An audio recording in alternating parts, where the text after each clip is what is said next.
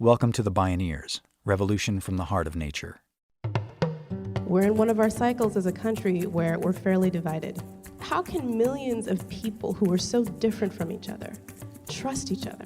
What is it going to take to heal the breakdown that's happening right now? Food. Food. It's all alive. It's all connected. It's all intelligent. It's all relatives.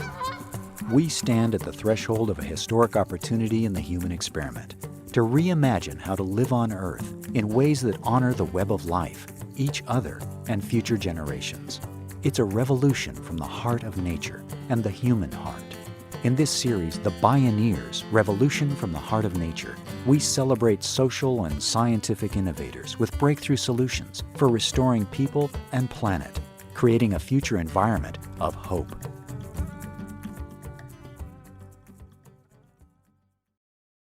Confronting a perfect storm of global challenges, it's time to grow in some new directions.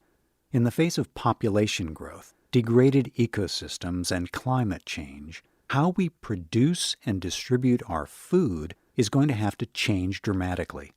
A shift is already underway to create resilience by decentralizing our food systems and creating fair food economies that are more just and more local.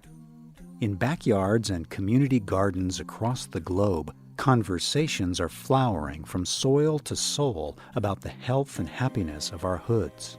Around tables of neighborhood-grown food, people are working out how to get along together to create urban food sheds. But check your assumptions at the door as we take a deep dive, a highly personal journey into food justice. This is Flavors of a Whole Community, Ingredients for Food Justice, with Nikki Henderson, the Executive Director of the People's Grocery in Oakland, California. My name is Neil Harvey. I'll be your host.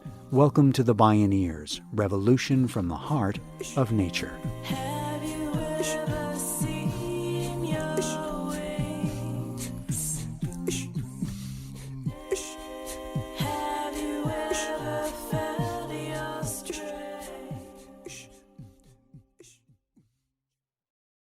Oakland's People's Grocery is the premier food justice organization on the west coast of the United States.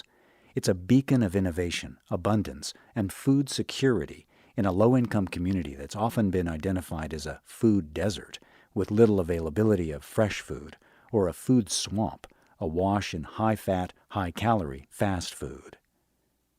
As the global conversation grows about equitable access to real food, the vision of the People's Grocery is expanding from neighborhood to nation.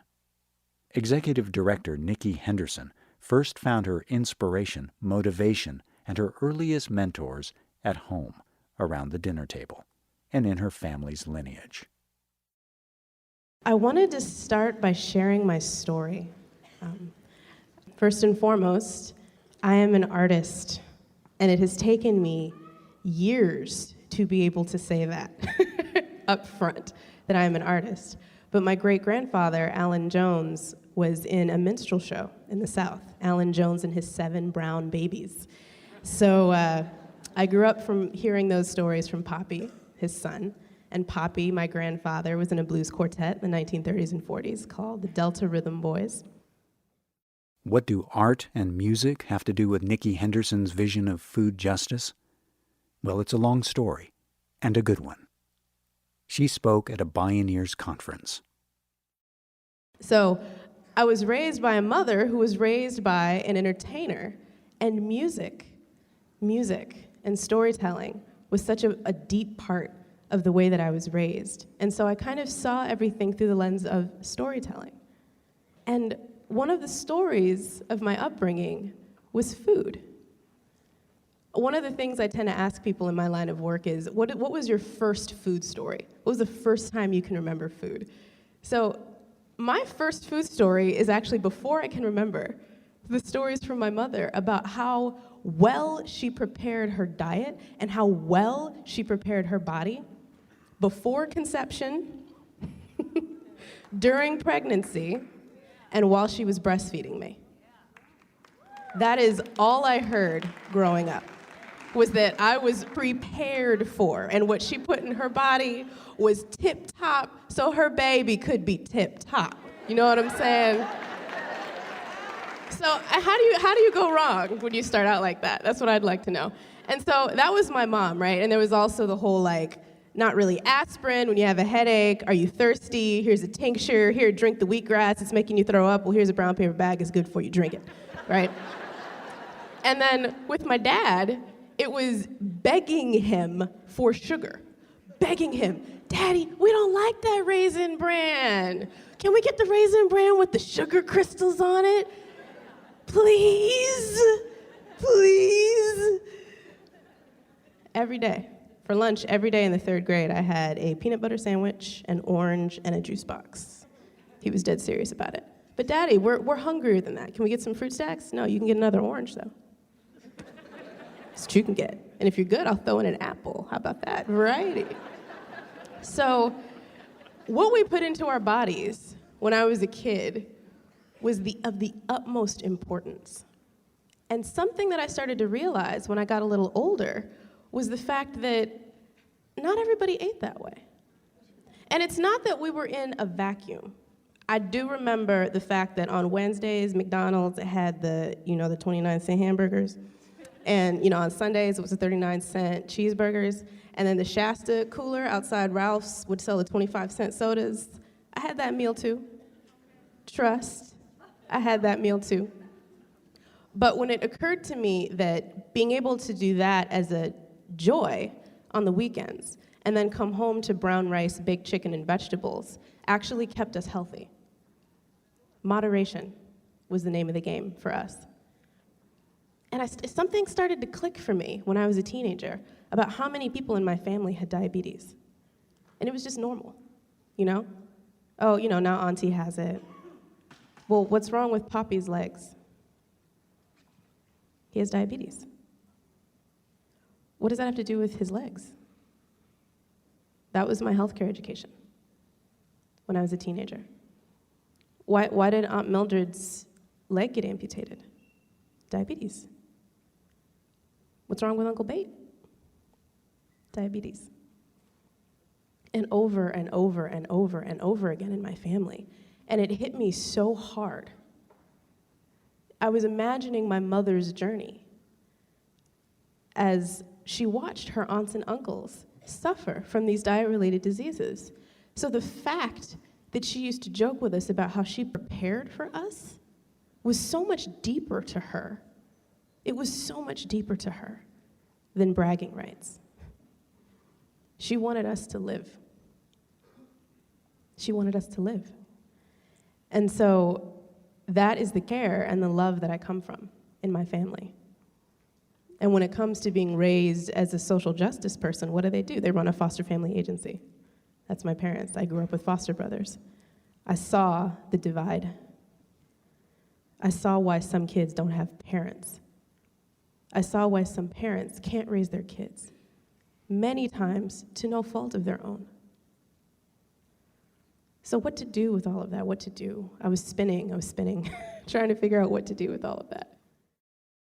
Nikki Henderson carried these stories with her as she left home for college. Her heart led her to the environmental movement, but she found herself with feet in two very different worlds. And when I got to college, I found sustainability because it seemed like the best of both worlds, right? I could do water, I could do climate, I could do food, I could do justice, I could do it all. Because I am an eco-spiritualist hippie, like really. At the core, I know I look like this, but I'm like, I would live in a hobbit hut if I really could, right? And build cob and, mix the goat poop with my feet. Like, I love that stuff, let me tell you. So that's who I was in college, jumping into Zaka Lake naked at the retreats with all the cool white folks with the dreadlocks and not flushing the toilet. Like, that was all me. But, 4 years later, being the only black person in a statewide coalition of sustainability folks was a little rough. And it actually reminded me of when I was a kid and how all I wanted to be when I was like 7 or 8 was an environmentalist, right? I watched Captain Planet. You know about Captain Planet, right? I know there's some young folks in the audience who may be a little young, so I may have to school you real quick. Because Captain Planet, he's a hero, gonna take pollution down to 0. Remember that? Remember that? Yeah, I knew you remembered that. And in Captain Planet, there was the black kid, and the yellow kid, and the white kid, and the red kid. They were all fighting environmental pollution people together, right? I was like, yeah, that's gonna be me. I'm gonna have my team. And then I tried to find the black and the brown and the yellow and the red. In environmentalism, I was hella confused. I was like, what happened to Captain Planet? Where did it go? So when I got to college, I remember that, and I was like, okay, so I'm gonna split my time between sustainability and the African Student Union.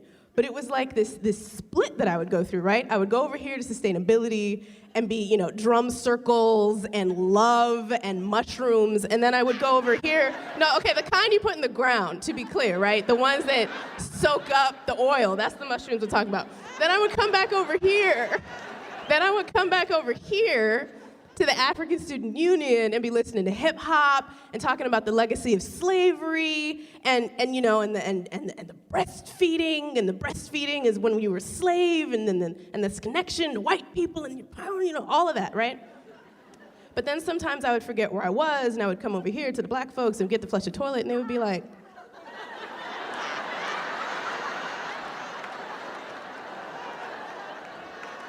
"Girl, you nasty. What you doing?" And I would be like, oh, that's right, Or I'd go over to the sustainability crowd and be listening to Busta Rhymes or something super offensive, right? And they would just be like,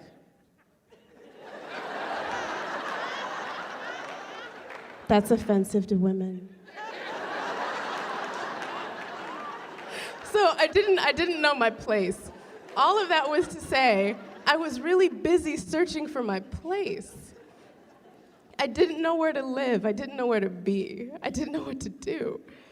And then I met this incredible human being named Van Jones, who came to speak at my college and started his speech by saying, "This is the presentation Al Gore would have made had he been black." Say, what? I'll take that speech. That's the one. That's the one I want. So that's when I moved up to the Bay Area to work at Green for All, and I was in climate and energy for a little bit, but I remembered the food thing, I remembered my heart. And when Van went to work at the White House, I had to go through this moment of really figuring out where I was gonna be. There was an article in Time magazine, I think in 2010, about how not all of, but quite a few environmentalists were jumping ship into the food movement. That was me. I was one of those that the article was referring to. And so I went to work in food. Nikki Henderson went on to build bridges between the social justice and environmental movements through food. Becoming a recognized leader, she's co-taught an edible education course at UC Berkeley with best-selling author Michael Pollan. Nikki Henderson believes in the healing power of food and justice. When we return, she invites everyone to the table. This is Flavors of a Whole Community, Ingredients for Food Justice. I'm Neil Harvey. You're listening to the Bioneers, Revolution from the Heart of Nature.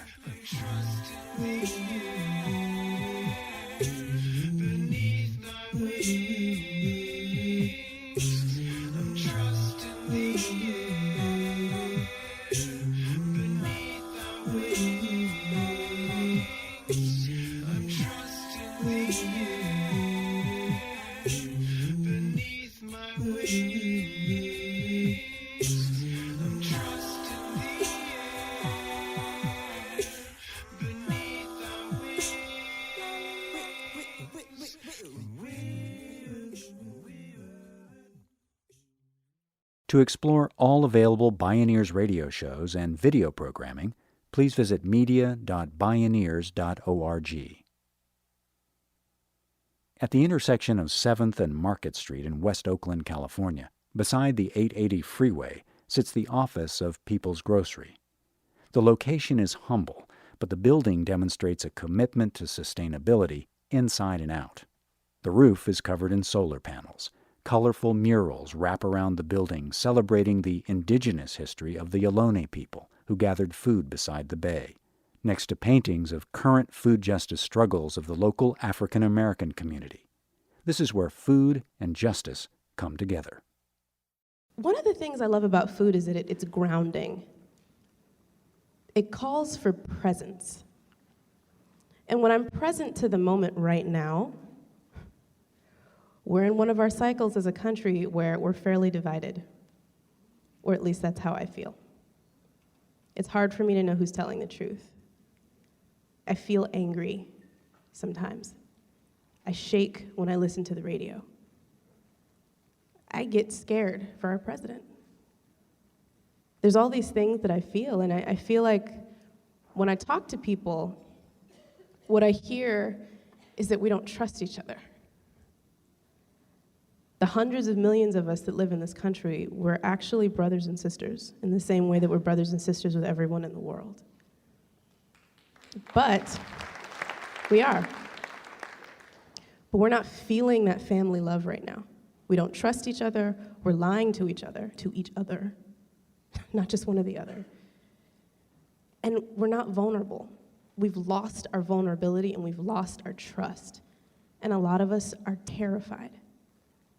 That's what I feel right now. And all I can think about is what can restore that kind of trust, if we ever had it. But how can millions of people who are so different from each other trust each other? What is it going to take to heal the breakdown that's happening right now? Food. That's where I go in my mind. Because if you look at food, food is this beautiful way of building community. And it feels so simple, but trust, this is complicated. Right? Because it goes from family to community to everybody else, as far as I'm concerned. All you guys to do is start with family. You know that aunt or uncle I'm talking about. The one that you just don't get into that political conversation with. You know who I'm talking about. Maybe try. Over some darn good food. That's helped me a lot. When I realized that if I can't talk to my family, if I can't talk to my family, how in the world am I going to talk to my brothers and sisters who live in different cities, in different areas that I don't understand, if I can't understand my family? So part of my activism now is family activism, and using the dinner table and family gatherings as spaces to test and practice my ability to love deeply and fiercely. Because if I can do that, then I can actually go to People's Grocery and do some work. Wherever people come together, you'll find food. At its best, it's a celebration of family, of community, of our common humanity and connection to the land. Nikki Henderson believes it can be a source of broad social healing. She was already part of the food justice movement when she came to work at People's Grocery, but she was young, 25 years old, and certainly didn't see herself as a leader yet. I inherited People's Grocery from Brahm Amati and Malika Edwards, many of whom you know. Yes. They're the legacy that I come from. And People's Grocery was this incredible organization that I looked up to when I first got there. And when Brahm asked me to apply to be the executive director, I thought he must be crazy. What? I can't do that. I don't know what it takes to be an executive director. But one of the beautiful things about People's Grocery is its commitment to the next generation of leadership. Brahm said, "You can do it. I was no older than you when I started this organization. And if we can't have a young black woman who I know can do a darn good job at this be the executive director, then what the heck are we here for?" Period. And I've never forgotten that. Their faith in me and their trust in me is the only reason I'm standing on this stage. My mentors, Van and Phaedra, and everyone else who trained me. And so I feel like that's kind of the spirit of People's Grocery. That's what it does. It's this place in the middle of West Oakland that spreads love and spreads joy, brings the community together to celebrate. The programs of People's Grocery provide a cornucopia of services. The group manages a greenhouse at a low-income housing development. It sponsors cross-cultural workshops to identify and address our food system's failures and co-create better access to good food. It supports community-based solutions to food insecurity with catering companies and cooking classes. And of course, the People's Grocery grows food. But that's only part of the story. I can talk about all the nitty-gritty and the what we do around the food enterprise and public health and health projects. What we do is wonderful, but how we do it is what people remember. Because People's Grocery has got heart. We have got soul. And we love. At People's Grocery, you'll meet fired-up young people, new stewards of the land, first taking soil samples to test for toxins before they install a native plant garden. You might also encounter a muscular cop from the Oakland Police Department having a serious conversation with Nikki Henderson. Is there trouble? Listen closer and you'll hear the cop say, "I love what you're doing here. I want to help." Encounters like these don't magically materialize out of thin air. They're the result of Nikki Henderson's brave passion for melting the barriers of fear, healing divides, and creating improbable yet essential alliances. We try to bring people together across difference and make sure all of us can build a healthy food system together. And part of building that community is the fact that that is the way to actually heal what's going on in our country right now. Bring people together over dinner. Talk to each other. Laugh. Learn. Love. That's what we do at People's Grocery, and that's actually what food justice is about. Nikki Henderson comes from a strong multicultural background and a lineage of reaching across differences. She brings that heritage, African American, Native American, and white, with her into the wider community. One of the reasons why, one of the connections about why I do it is because it brings together everything that I am. The part of me that watched my foster brother get murdered when I was 15. It's that part of me. The part of me that hears the stories about my interracial great-grandparents who had to flee the South to be together. Because a white man and a black woman back then was not so nice for everybody. I have warriors in my family, in my life. So that is why I'm in service, to honor them and to honor those who came before me. And what I wanted to end with was a piece of me. Because part of how I'm in service now is honoring my grandfather and honoring my great-grandfather with song. And he was the one who taught me to sing.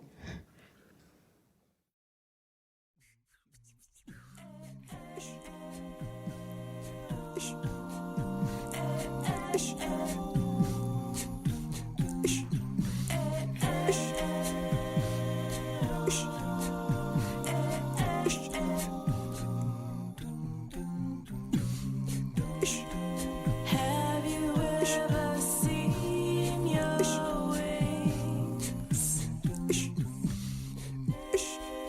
Have you ever felt your strength?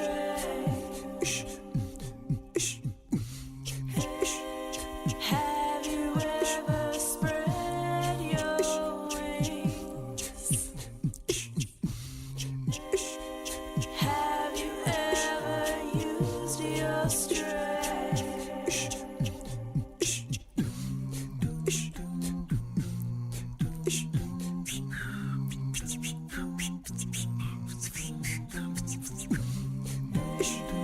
Have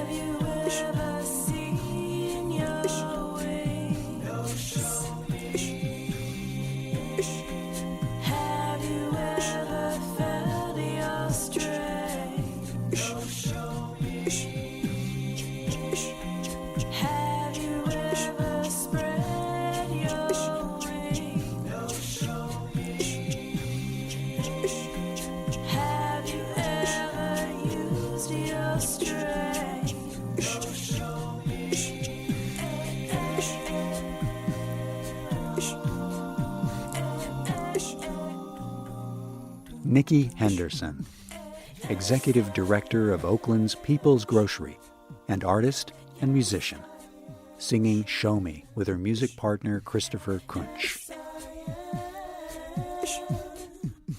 Flavors of a whole community, ingredients for food justice.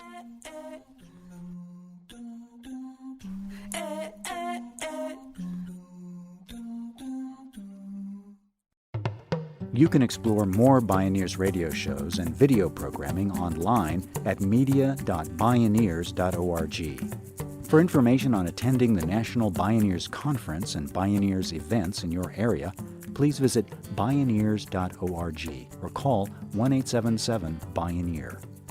The Bioneers, Revolution from the Heart of Nature is a production of Bioneers and Collective Heritage Institute. Executive producer Kenny Ausubel. Written by Catherine Stifter and Kenny Ausubel, with special thanks to Artie Mangan. Senior producer Neil Harvey. Managing producer Stephanie Welch. Production management and station relations Kate Hunter. Distribution is by WFMT Radio Network. Our theme music is taken from the album Journey Between by Baka Beyond and used by permission of Hannibal Records, a Rykodisc label. Additional music was made available by Nikki Henderson and Christopher Kunch at www.peoplesgrocery.org. For more music information, please visit media.bioneers.org. The opinions expressed in the Bioneers Revolution from the Heart of Nature radio series are those of the presenters and are not necessarily those of Bioneers and Collective Heritage Institute, the underwriters, or this radio station. My name is Neil Harvey. Thank you for listening. I invite you to join the Bioneers in inspiring a shift to live on Earth in ways that honor the web of life, each other, and future generations. This is program number 1313.